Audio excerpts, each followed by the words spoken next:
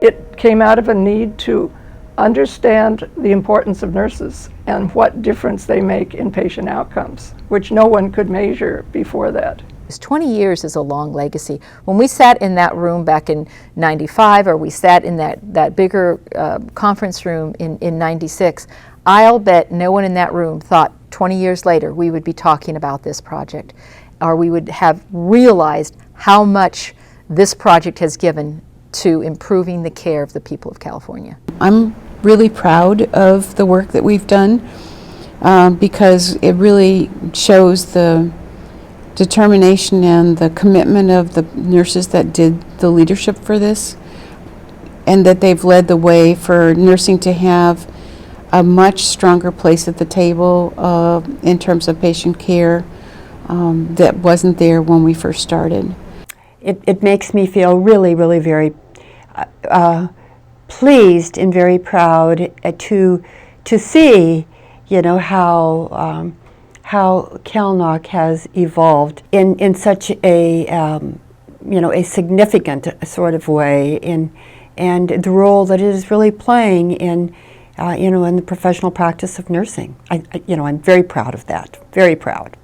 We were willing to try something that hadn't been done, and to get our organizations involved in the effort, and put our energy and resources towards something that we thought was something that the profession of nursing as well as our hospital community really needed to start doing, and that is measuring the impact of nursing care on the quality of patient care. I do think that CALNOC had a lot to do with changing the culture of how hospital nursing is run at a time when it was, you know, on the rocks. It was us for the first time standing up and saying, look, we matter. Registered nurses matter at the bedside, and the proof was in the pudding. The research has documented it. In the 20 years, as I reflect back on the organization and where we started, 20 years ago, we had no standardized measurement. We had no way to benchmark. You could benchmark within an organization, but you couldn't benchmark across an industry. So I think we've made a huge contribution. We've made the contribution in terms of being able to measure nursing practice. I think the secret to CALNOC's success was the generosity and commitment of the team. I think CALNOC was in the right place at the right time, doing the right thing for the right reasons, and there's a certain amount of serendipity in that. Leaders who have a vision, and leaders who it wasn't about the person, it was about the mission. And we wanted to demonstrate the value of nursing and its impact on high quality nursing care. To be able to show that nursing does have a huge impact on the quality of care and the safety of care. And to do that with data, and not just any old data, but data that is based in evidence and in practice, that I think that probably is the greatest gift that CALNOC has given, to be able to show that. We had a vision, we had a lot of hope, and a little bit of vision, and all of it has been surpassed. So we really, I would say the organization really is laying track as it goes. But what I'm most proud of at CALNOC is that it's owned by nurses. It's not just nurse leaders like me. At the CALNOC conferences, those staff nurses, they own their practice and they want to improve their practice. And when we have our measurement period in our institutions, those staff nurses are thrilled to be able to do that. You don't have to force it down their throat.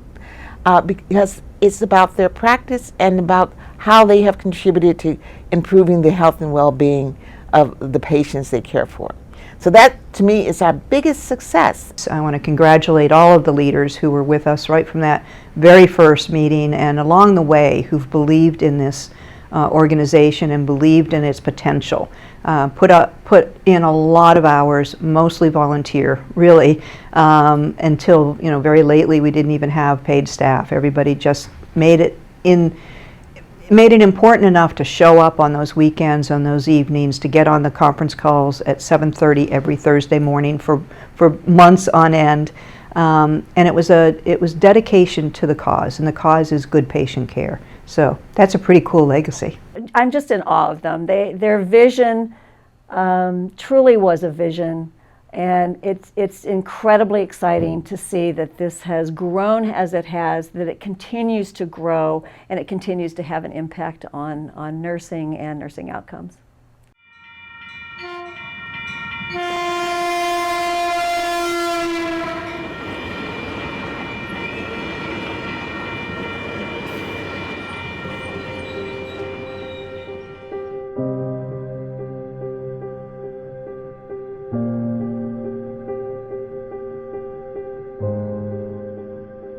I mean, this was in an era of huge cost cutting in the mid-90s.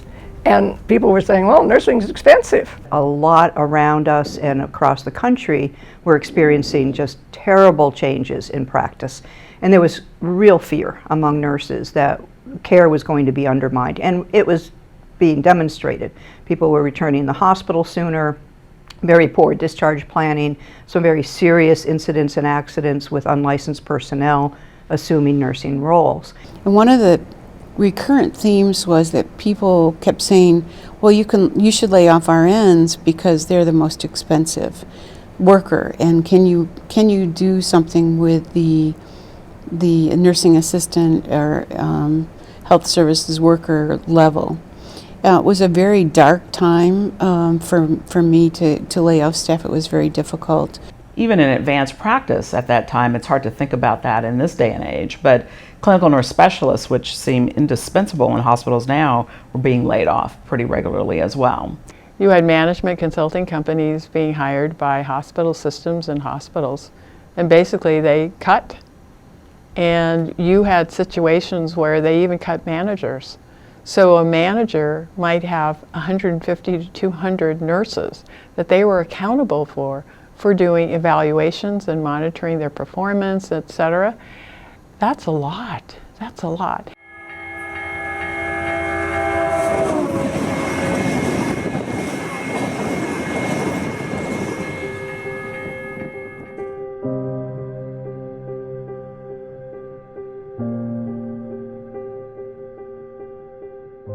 ACNL was actually, as the leadership organization in the state, we were the ones that called the circle. So Dolores Jones, the president of the Association of California Nurse Leaders at the time, and Dolores was saying, we can do something to really measure if this impact of redesign and restructuring is affecting positively or negatively, we didn't know at the time, on patient care. Well, about that time, we also learned that the American Nurses Association was going to be producing a report card for nursing, a National Nursing Report Card. And it's like, well, let's learn more about that. And how does that fit in with us? The rudimentary discussions about report cards at that time were really very medicine focused. And literally on the House of Delegates floor at ANA, how would we characterize and measure the impact that nursing makes in care? Really having belief that nurses made a difference in the quality of care, and ANA, of course, being the professional nursing organizational leader, really wanted to make its mark in terms of demonstrating that interest. And so began this work. Dolores Jones was able to pull all of the nurse leaders from California together in response to the nursing report card that ANA had published, a Lewin report that was trying to standardize or at least give a platform for nurses to measure quality, which was pretty exciting because we hadn't done that. And for those of us that were in the quality world, we were being asked for many, many different quality metrics, but all defined differently. And so none of us knew how we were doing. We only knew we had data and where we were individually, and none of us could benchmark. ANA was looking for 6 states that would be willing to be pilots. And so that's how CALNOC got started. We were one of those pilot states. And we were doing this to be able to demonstrate that we could collect evidence across institutions and that we could use that evidence to make decisions about the care that nurses provide.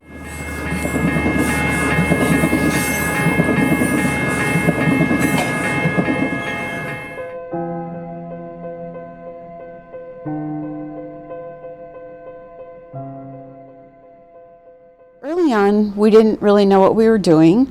As Dolores says, we were laying track as we go. We're laying track as we go forward. We are not trying to have a completely encased research project before we actually move forward. And using that as a concept that it was going to be, you know, in a sense, an organic and evolving process. We're starting small, we're starting with how we can make this work, and we're learning from what's working, what's not working, and building on it. That we laid track as we went, because we never knew all the answers. We only knew the questions, and then we just answer one question at a time, one issue at a time, one challenge at a time, and move forward, because we were passionate that capturing data about how nurse staffing influenced and shaped the quality, the cost, the outcomes of patient care was really important. You know, the laying track as we go theme was really about, we might not have everything in our engine as we go along, but we're going to continue to gather evidence. Going down the road, not knowing where you're going, but knowing it doesn't matter. You know, the work that you're doing is of value.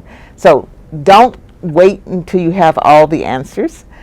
Be willing to be part of a group that I'm a part of, and it's called Disruptive Innovation.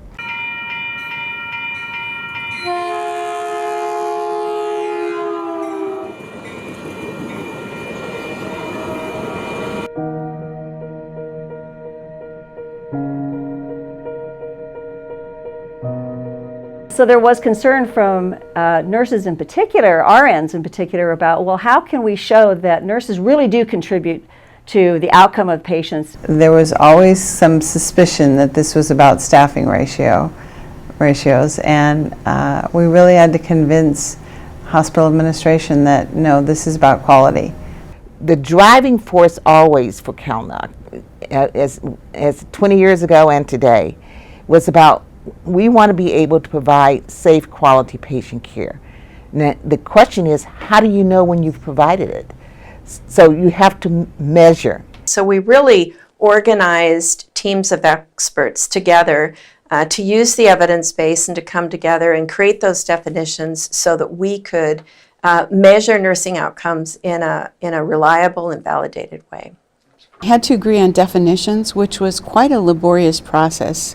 In the beginning, we weren't really clear on the definitions, and we quickly learned in order to measure effectively, we had to be more systematic about it. So when we started, we had to use measures that we thought people measured across the settings in common. And so somebody might have an interest in something else, but in order to get to a tipping point with this, we really needed to pick measures that were important to nurses, that nurses impacted. And we felt we would start with something kind of small and easier to get our arms around, like patient falls, medication errors, decupity. We think we can get our hands around falls. We think we can get our hands around decubes because we knew those two indicators alone, length in hospital stay, cost additional money, and had an outcome on people's lives that were critical. I mean, they could be very negative. What they wanted was comparable data. So they wanted everybody to agree to what were the definitions and how are we going to collect the data so that they were comparable. And if they were comparable, then let the best man win, so to speak.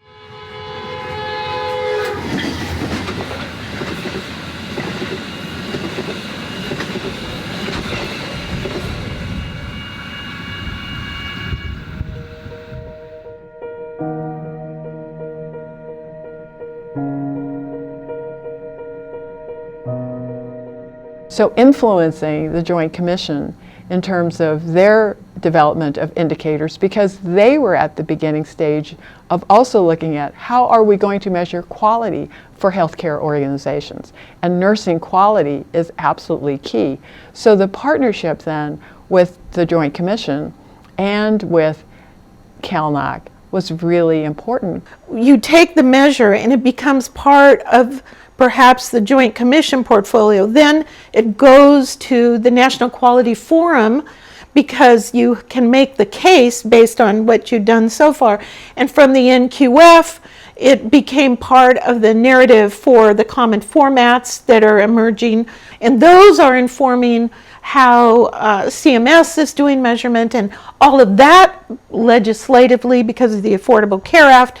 So you have this wonderful sort of strategic opportunity to inform and shape the field because you're in the field. We wanted, the CALNOC indicators to be so value-laden that they became the standard for nursing quality indicators nationally, for our colleagues, across the country. And of course, those who've had chance to share this overseas, sees that, have been able to do, see that it's not really just in California, the United States, but other countries as well. And I think that's really groundbreaking. Absolutely.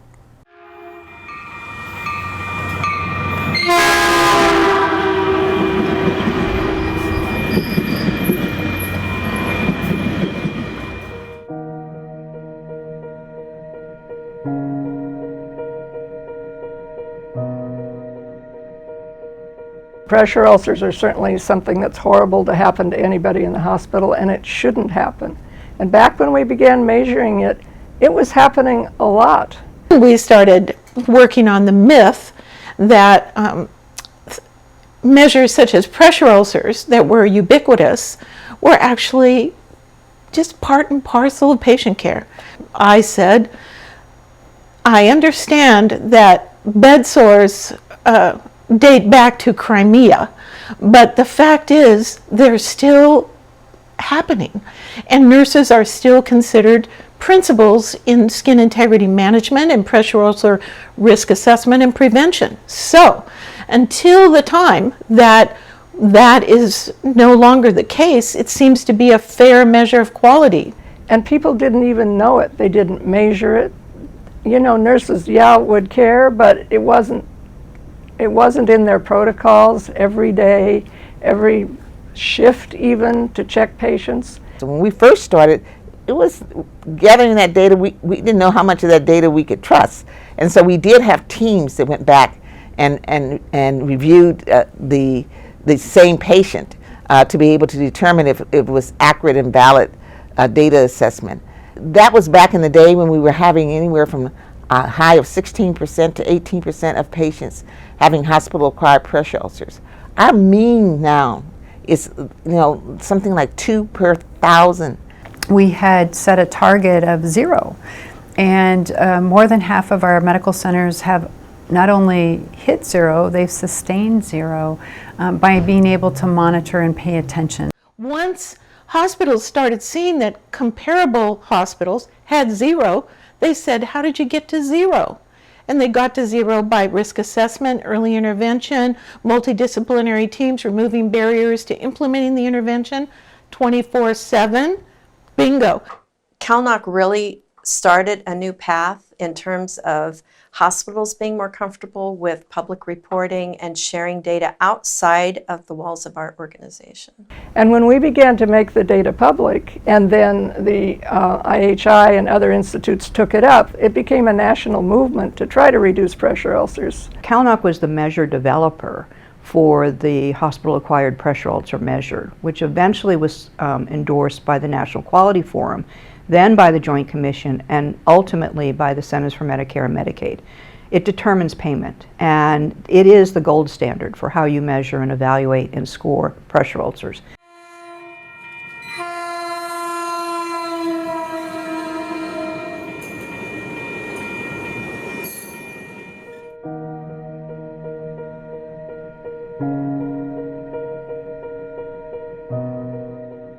So Florence is my hero, the first statistician and nurse, and when you look back at her documents, they still hold true today, that we should even be talking about not doing harm to patients. Just phenomenal insight and wisdom that she had. We have a large picture of Florence hanging in our CALNOC offices to keep us grounded. For me, it's grounding as to where have we been as a nursing profession and where do we need to go. And she probably laid track as she went too, kind of having to experiment and try things out and having to convince people that this was the right thing to do. One of my favorite quotes from Florence Nightingale is all this death necessary? So she was willing to close the windows or open the windows based on data about how it affected the patient's ability to breathe. She was willing to gather the data, and she had meticulous little things in gathering that data. Well, fast forward 200 years, and that's what CALNOC does. We gather the data, only we have the institutions, people who are delivering care, be able to gather that data. And then we use that to make recommendations about the practice of nursing. So we're indeed walking in Florence's shoes. And I have her lantern in my office, as most of us do, because we want to always remember that that light was not about light, it was about presence.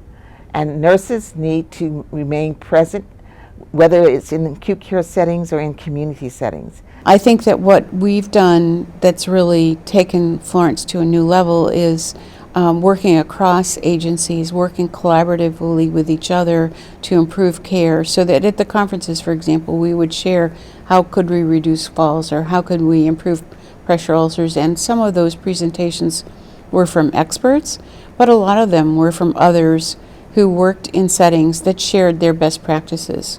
I think Florence was one of the first statisticians, and she was a nurse scientist. She was just a scientist. I mean, she really brought so much quality to her work. So my vision is that she's up in heaven smiling down on CALNOC and saying, way to go, way to go. That's exactly the direction that I wanted you to go in.